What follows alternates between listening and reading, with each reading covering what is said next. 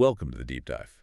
Today we're getting into something really fascinating from the sources you shared, a side of semaglutide and weight loss that honestly kind of stopped me in my tracks. Oh, yeah. What specifically? Well, everyone talks about the physical stuff, For right? sure. The weight coming off. But we're looking at what happens when something, well, stops happening. You mean the cravings, the food noise? Exactly. When that constant background chatter about food just goes quiet. It's a huge shift. Less about the scale, like you said, and more about this completely new internal feeling. It's like a lifelong companion. That relationship with food suddenly isn't there in the same way. And that creates this space, this silence, which can be liberating, sure, but also kind of unsettling. Definitely unsettling for some. It really comes through in that story about Kate. Right, Kate. Okay, so she's 46, mother of three, the dogs, the unfinished book. Yeah. The sources paint a clear picture. Yeah. 2 months on semaglutide. And, on paper, it's all going well. 7 pounds down, blood sugar's looking better, minimal side effects. Textbook success, almost. Almost. But the biggest thing for her wasn't the weight.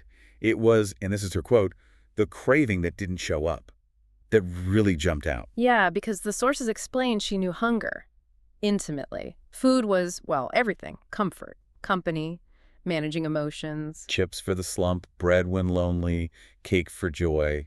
Because, you had to sweeten the joy or maybe it wouldn't last. That was her story. A deeply wired narrative, a constant back and forth with food. And then one day, she walks past the pantry and nothing. Silence. She said for the first time in 20 years, nothing reached back.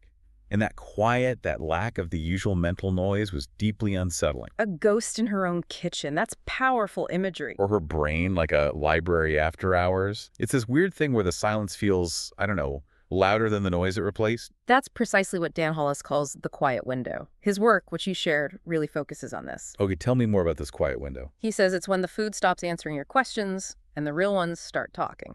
Ah, so the silence isn't empty, it's just filled with different stuff. Exactly. And sometimes that stuff is uncomfortable. Like the sources mention, it can touch on the grief of losing the thing that numbed you. Even if that thing, that pattern with food, wasn't serving you well. Kate felt that. She missed the signal, the rhythm, even the story she told herself about knowing how to feel full. It's fascinating. She said, it's not that I'm sad, it's just that everything feels like truth now, which is a profound place to be. It really is, and it's not just psychological, right? The medication itself is actually creating this quiet. Can you quickly break down how that works biologically? Sure. So semaglutide, as the material explains, it mimics a gut hormone, GLP-1. Okay. And GLP-1 does a couple of key things. It tells your brain you feel full, and it also slows down how fast your stomach empties. So you feel fuller longer. Right. It helps regulate appetite and blood sugar. So when Kate says the craving didn't show up, it's because the drug is literally turning down the volume on those hunger signals. That constant food noise people describe. It gets quieter. It's biochemistry making the quiet possible. Exactly. Not magic, just biology paving the way for this internal shift. Okay, so the biology creates the quiet, and then that opens up this whole psychological arena, which is where Dan Hollis comes in. Right. He sees the medication not as the whole solution, not a crutch, but as a window to change. A window, I like that. Like it clears the view. Yeah, clears the runaway maybe, allows you to actually see what else is going on, what's trying to land, now that the constant food thoughts aren't blocking everything. So it forces or allows you to ask different questions. Deeper questions, the ones food used to sort of muffle. Like, what am I really hungry for if it's not food? Or who am I without this constant chase? What's left when the noise goes? Wow. And Hollis's approach isn't just about motivation, like you can do it, or more restriction. He talks about providing scaffolding. Scaffolding, like support structures. Exactly. Support to help people navigate this new, quieter internal landscape that the medication has suddenly revealed.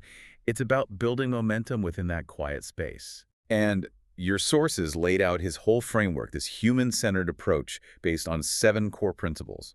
It seems to go way beyond just the biology. Oh, absolutely. It connects the biology, the behavior, and the emotional stuff. The whole picture. Using the medication as that catalyst, that window for real, lasting change. Okay, let's dive into those principles. The first one he calls start with silence. Your sources quote him, "When the cravings stop, the truth begins."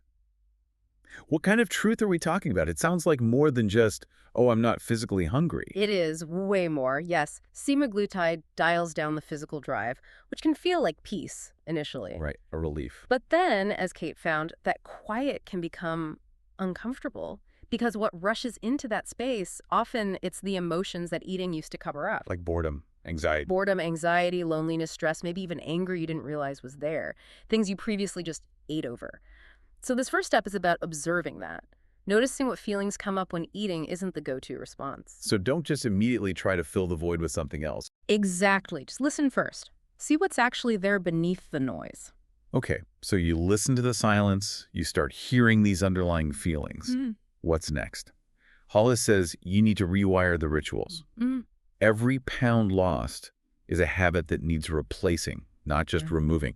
I like that. It's not just stopping things, it's starting new ones. Precisely, because food rituals, they're not just about eating. They're wired deep in our brains, our neurology. Habits. Right. So even when the drug dampens the physical urge, the habit reaching for cookies when stressed, eating while watching TV, that programming is still there. But the drug makes it easier to fight. It makes it easier to see it and choose differently because you're not battling that intense physical craving at the same time. You have more mental energy, more bandwidth to consciously build a new ritual. Ah, so instead of chips when stressed, maybe a walk. Or journaling. Or calling a friend, yeah. The medication clears the weeds, but you still have to plant the new garden, so to speak, build the new path. That makes sense. Okay, the next principle really struck me. Anchor identity before the weight drops. The quote was, your body changes faster than your identity. That feels very true. It's a huge challenge because weight loss is so visible, right? It's external.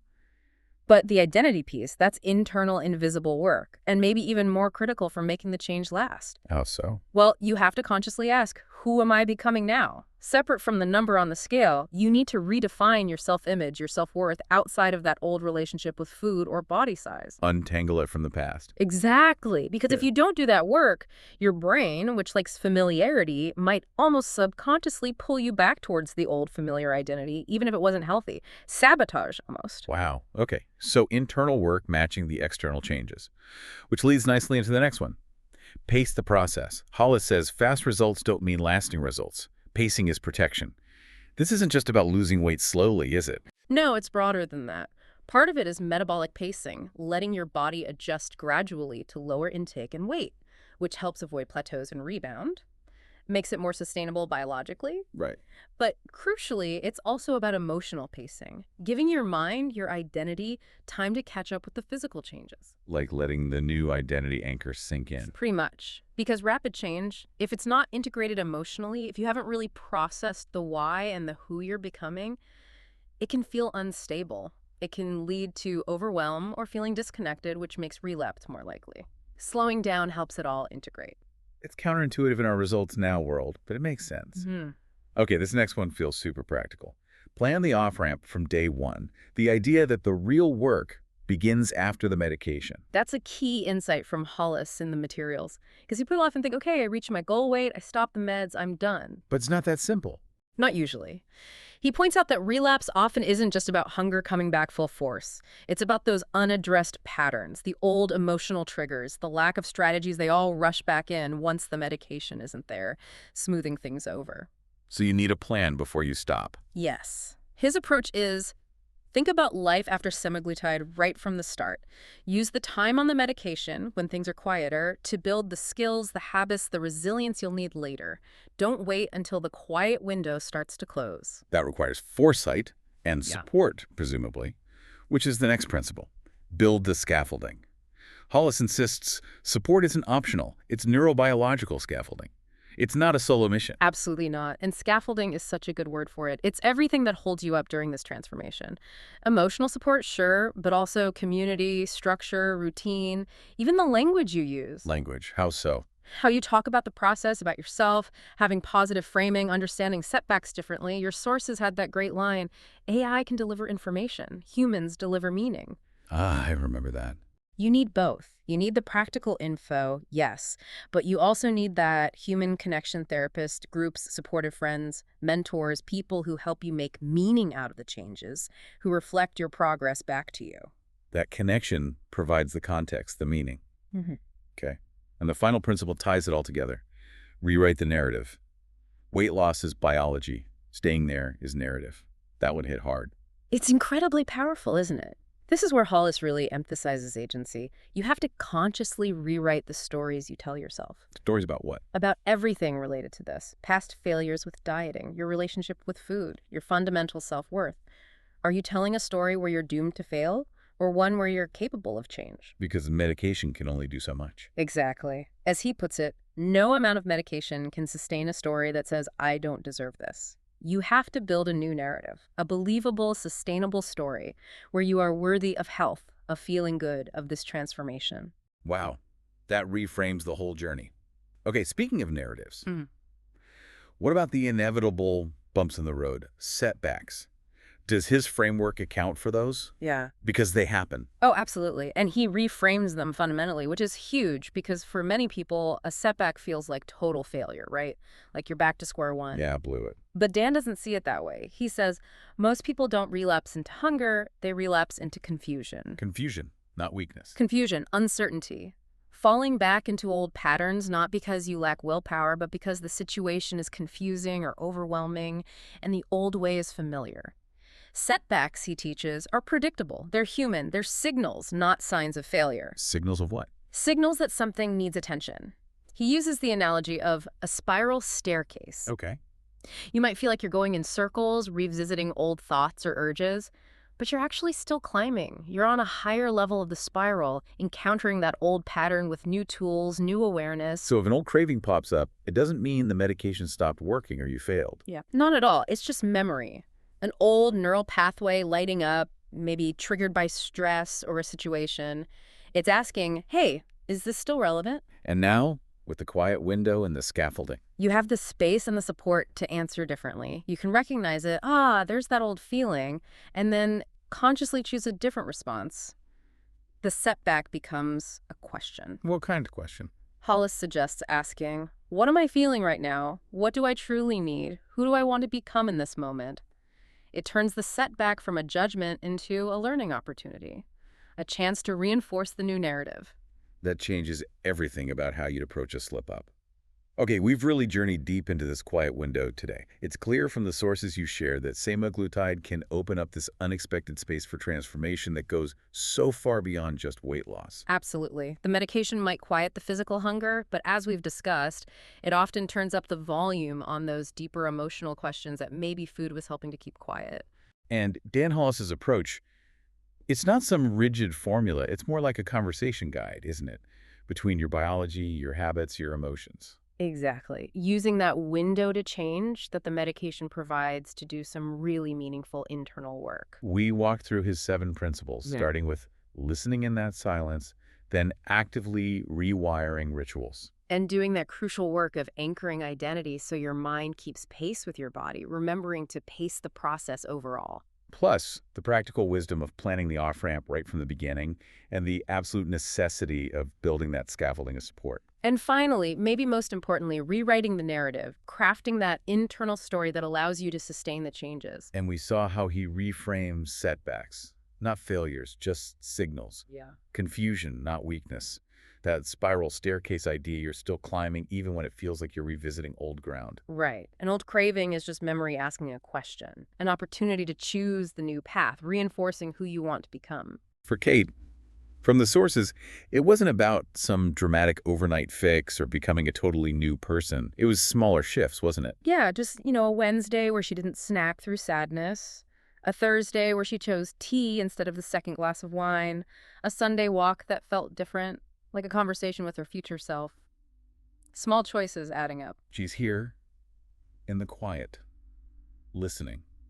That's a powerful place to be. It really is. So if you're listening, and maybe you find yourself in that quiet place right now, maybe the craving didn't show up today, and it feels strange, unsettling. Even it's worth remembering that message from Dan Hollis in the material. You're not broken. You're just beginning to hear yourself again. Welcome to the quiet window. You're not alone here. This whole exploration really shows that transformation often happens when we allow ourselves to hear what emerges when the usual noise dies down. Yeah, when those old habits finally quiet down, there's room for something else to be heard. So a final thought then.